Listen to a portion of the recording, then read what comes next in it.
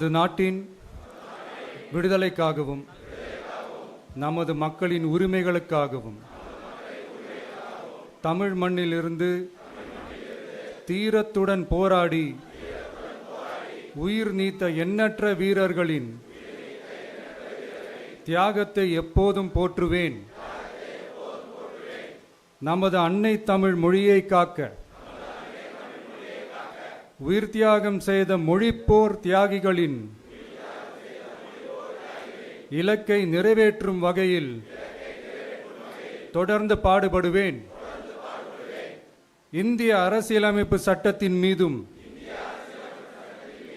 இறையாண்மை மீதும் நம்பிக்கை வைத்து அனைவருடன் ஒற்றுமை, சகோதரத்துவம், மத நல்லிணக்கம், சமத்துவம் ஆகியவற்றை பேணி காக்கின்ற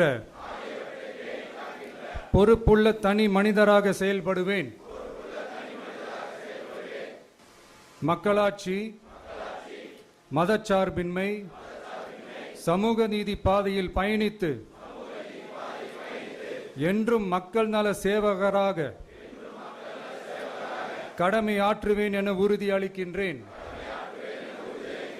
சாதி, மதம், பாலினம், பிறந்த இடம் ஆகியவற்றில் பெயரில் உள்ள வேற்றுமைகளை களைந்து மக்களிடையே விழிப்புணர்வை ஏற்படுத்தி